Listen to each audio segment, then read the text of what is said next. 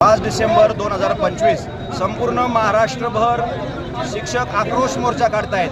त्याचं कारण सर्वोच्च न्यायालयाने दिलेल्या निर्णयानुसार सर्व शिक्षकांना 2 वर्षात टीईटी बंधनकारक करण्यात आलेली आहे आणि या माध्यमातून टीईटी जाचक आट रद्द व्हावी यासाठी सर्व शिक्षक रस्त्यावर उतरलेला आहे।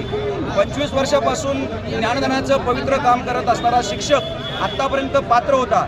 2013 नंतर सर्वांना टीईटी ही बंधनकारकच आहे, पण 2013च्या आधी ज्या लोकांनी निवड मंडळ असेल, पीएम सेवा निवड मंडळ असेल या माध्यमातून आपल्या नोकरीवर जे काही शासनाने नियम निकष लावले त्या पद्धतीने ते पात्र झाले आणि त्यांनी आतापर्यंत 25-30 पिढ्या घडवल्या आणि आता शासन म्हणते की शिक्षक अपात्र ठरणार जर 2 वर्षात तो टीईटी पास झाला नाही तर तो अपात्र ठरणार। हा कुठला नैसर्गिक न्याय आहे?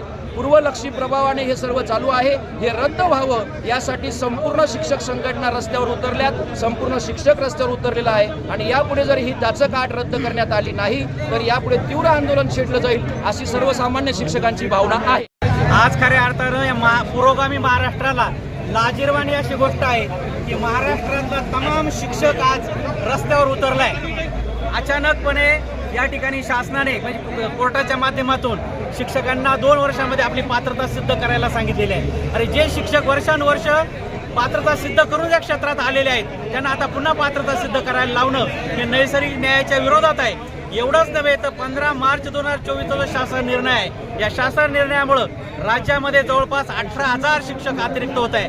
तर या अन्यायाच्या विरोधात पेन्शन लागू झाली पाहिजे, या अन्यायाच्या विरुद्ध शिक्षकांना अशैक्षणिक कामे लावू नये या अन्यायाच्या विरोधात आज महाराष्ट्राचा तमाम शिक्षक पेटून उठलेला आहे, तो रस्त्यावर उतरलेला आहे आणि शासनानं या आंदोलनाची दखल घेतली नाही तर नक्कीच राज्यातला शिक्षक यापुढेही यापेक्षाही तीव्र आणि उग्र आंदोलन केल्याशिवाय राहणार नाही। शासनानं यामधून आज बोध घ्यावा आणि या महाराष्ट्रातील तमाम शिक्षकांना न्याय द्यावा हीच आजच्या या मोर्चाच्या निमित्त मी शासनाला विनंती राहील। आज संपूर्ण महाराष्ट्रभर सर्व शिक्षक संघटना समन्वय समितीचा प्रत्येक जिल्हाधिकारी कार्यालयावर भव्य मोर्चा आयोजित केलेला आहे। सर्व शिक्षक या निमित्ताने एकजूट झालेले, खाजगीचे शिक्षक असो, जिल्हा परिषदचे असो, माध्यमिकचे असो, मनपाचे असो, सर्व शिक्षकांनी या मोर्चाच्या माध्यमातून एक शासनाविषयी जो असंतोष आहे, जे GR काढलेले शिक्षकांच्या विरुद्ध जे GR काढण्यात आले त्याच्याविषयी तीव्र असंतोष असा या ठिकाणी मोर्चाच्या निमित्ताने व्यक्त केलेला आहे। आज नाशिक जिल्ह्यातील सर्व शिक्षक या ठिकाणी एकत्र जमलेले आहेत। जवळपास 10,000 शिक्षक या मोर्चाच्या ठिकाणी उपस्थित आहेत। मोर्चाची प्रमुख मागणी अशी आहे की टीईटी परीक्षा ही रद्द झाली पाहिजे।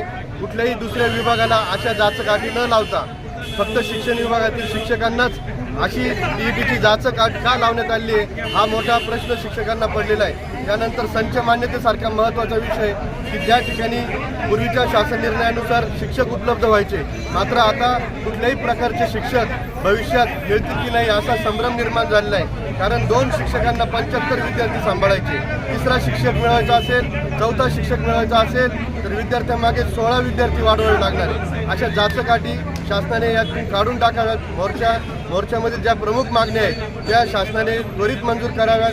सर्वात महत्त्वाची जुनी पेन्शनची मागणी आम्ही कित्येक वर्षापासून या मागणीसाठी लढतोय। जुन्या पेन्शनसुद्धा सरसकट लागू झाली पाहिजे। कुठली GPS योजना नको किंवा कुठली दुसरी NPS योजना नको, आम्हाला फक्त जुनी पेन्शन योजना हवी आहे असं सगळ्या महाराष्ट्रातील तमाम कर्मचारी वर्गाचं या ठिकाणी म्हणणं आहे आणि त्यानुसार शासनानं त्वरित कार्यवाही करावी, अन्यथा यापेक्षा मोठं तीव्र आंदोलन भविष्यात शिक्षकांतर्फे आयोजित करण्यात येईल। या ठिकाणी सगळे शिक्षक या ठिकाणी एकजुटीने उभे राहिले त्याबद्दल सगळ्यांना धन्यवाद देतो। थांबतो। जय हिंद।